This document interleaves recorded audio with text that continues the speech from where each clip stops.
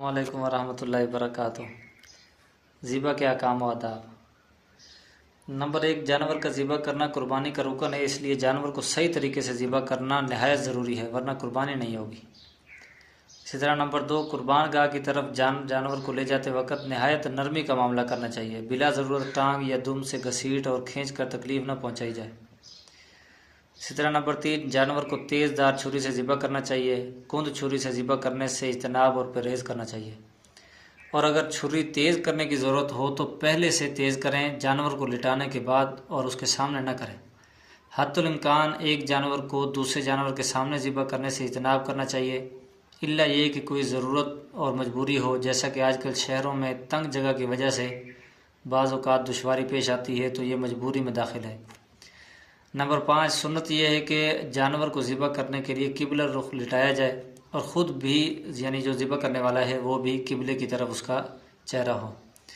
ये आपको अहकाम मिल जाएंगे दुर्रुल मुख्तार में, बदाए सनाया में, अल-फतावा हिंदिया में, कुर्बानी के फ़ज़ाइल व अहकाम उनके अंदर ये मौजूद है। नंबर 6 के ऊपर है कि जानवर को ज़िबा करने के लिए लिटाने के बाद ये दुआ पढ़ना मसनून है।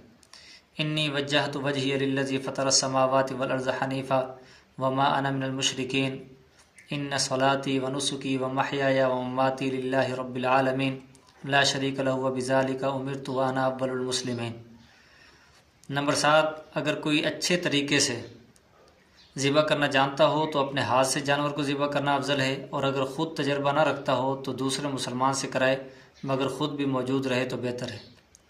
इसी तरह नंबर 8, सुन्नत यह है कि जानवर को दाएं हाथ से ज़िबा करे और ज़रूरत हो तो बाएं हाथ से मदद लेना भी जायज़ है। अलबत्ता अगर कोई उज़र हो, मसलन किसी को पहले से आदत ही बाएं हाथ से ज़िबा करने की है और दाएं हाथ से सही ज़िबा नहीं कर सकता, तो फिर बाएं हाथ से ज़िबा करने में भी कोई हर्ज नहीं, क्योंकि जानवर को तकलीफ़ ना हो। इसी तरह नंबर 9 पर है, जानवर के हिलाल होने के लिए ज़रूरी है कि ज़िबा करने वाला मुसलमान या सही अहले किताब में से हो और ज़िबा की समझ बूझ रखता हो। नीज़ ये भी ज़रूरी है कि अल्लाह ताला का नाम लेकर ज़िबा करे। यहाँ अहले किताब की बात आई है, और अहले किताब जो हैं यहाँ हमें हमारे मुल्क पाकिस्तान के अंदर अहले किताब की यानी कि ज़बीहे की ज़रूरत नहीं, क्योंकि यहाँ मुसलमान का सही मिल जाते हैं।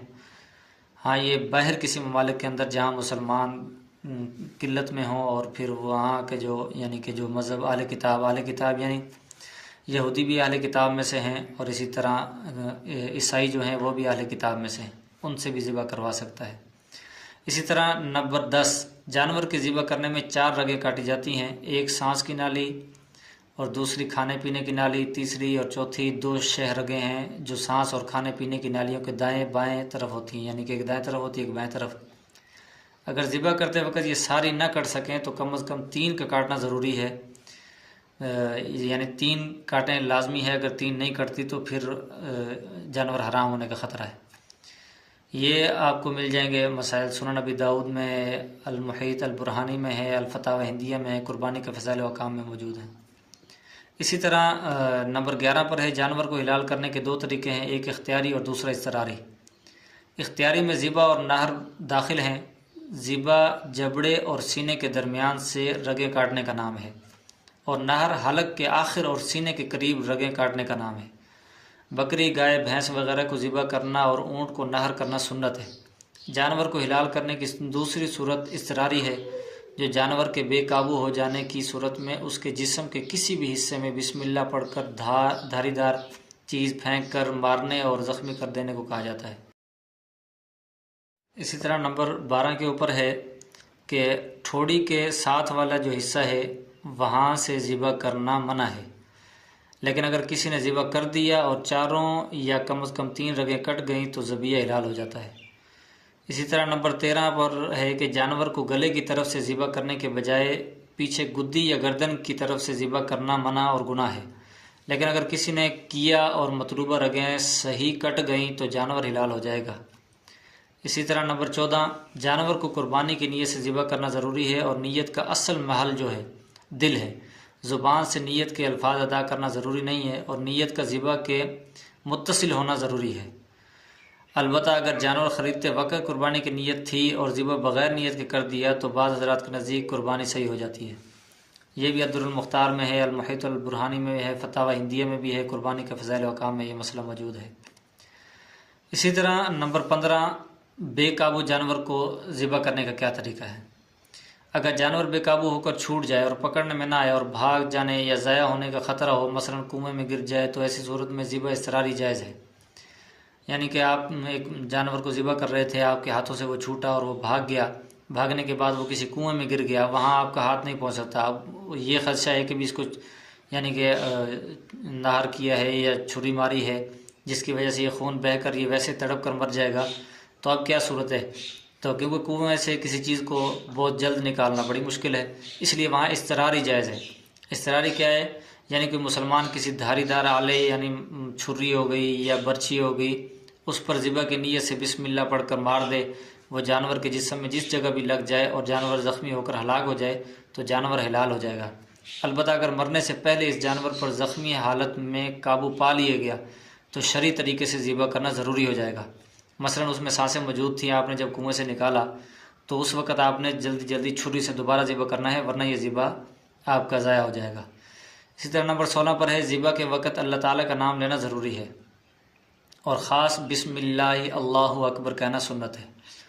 نمبر 17، ذبح کے وقت صرف ایک مرتبہ بسم اللہ اللہ اکبر کہنا کافی ہے، بار بار اور مسلسل پڑھتے رہنا ضروری نہیں ہے، اگرچہ پڑھنے میں کوئی حرج نہیں ہے لیکن ضروری نہیں ہے۔ نمبر 18، بعض جگہ دستور ہے کہ قربانی کرنے والا چھری پر پھونک کر ذبح کرنے والے کو چھری دیتا ہے، اس کی کوئی اصل نہیں ہے، لہذا اس طریقے کو چھوڑنا چاہیے اور شریعت کے مطابق ذبح کرنا چاہیے، کیونکہ یہ عوام میں جو چیزیں رائج ہو جاتی ہیں نا تو ہم انہیں شریعت بنا لیتے ہیں۔ وہ شریعت اس وقت بنتی ہیں کہ جب ہمارا علم ناقص ہوتا ہے، اس لیے ایسا علم انسان کو پہلے سے معلوم ہو کہ کیا سنت ہے کیا بدعت ہے۔ اس لیے آپ اگر سنت ایک ذبیحہ حلال کر رہے ہیں، اس دوران اگر کسی بدعت پر عمل کر رہے ہیں تو کیا نیکی، تو کیا پھر اس کے اوپر آپ نے کہ اللہ سے اس کا اجر لینا ہے۔ اچھا، یہ مسائل جو ہیں بدائع ثنایا، فتاوی ہندیہ، در المختار، اس طرح قربانی کے فضائل و احکام میں موجود ہیں۔ اسی طرح نمبر 19 پر، اگر کسی نے جانور کو ذبح کرتے وقت بسم اللہ اللہ اکبر کے بجائے اللہ اعظم یا اور کوئی ایسا لفظ پڑھ لیا جس میں اللہ تعالیٰ کی بڑائی یا کسی صفت کا ذکر تھا، مثلا اللہ کے نام سے اللہ سب سے بڑا ہے وغیرہ، تو ایسے الفاظ سے بھی جانور حلال ہو جائے گا، لیکن جب تک عربی کے مسنون کلمات پڑھنے پر قادر ہو تو ایسا کرنا مناسب نہیں ہے۔ نمبر 20، ذبح کی تکبیر کا پڑھنا ذبح کرنے والے کے ذمہ ضروری اور کافی ہے۔ عوام میں مشہور ہے کہ ذبح کرنے والے کے علاوہ جانور کو پکڑنے والے اور مدد کرنے والے پر بھی ذبح کی تکبیر کرنا ضروری ہے، یعنی آپ بھی پڑھو، یعنی کہ ذبح کرنے والا تو پڑھے گا ہی پڑھے گا، جو ساتھ لگے ہوئے ہیں وہ بھی پڑھیں۔ حالانکہ یہ بات غلط ہے، البتہ اگر ذبح کے عمل میں ایک سے زیادہ افراد اس طرح شریک ہوں کہ ان سب نے چھری پر ہاتھ رکھا ہوا ہے تو ہر ایک کے ذمے تکبیر کہنا ضروری ہے۔ نمبر 21، اگر کوئی مسلمان ذبح کرتے وقت اللہ تعالیٰ کا نام لینا بھول جائے تو ذبیحہ حلال ہے، اور اگر جان بوجھ کر چھوڑ دے تو ذبیحہ حرام ہو جائے گا۔ نمبر 22، جانور ذبح کرنے سے پہلے مرنے کے قریب ہو گیا لیکن زندگی کے آثار موجود ہیں تو ذبح کرنے سے حلال ہو جائے گا، اور اگر پہلے سے زندگی کے آثار نظر نہ آئے لیکن ذبح کے وقت نظر آئے، مثلا آنکھ بند کی یا پاؤں کو سکیڑا ایسے، تو یعنی جس سے انسان کو معلوم ہو جاتا ہے تو پھر وہ جانور حلال ہے۔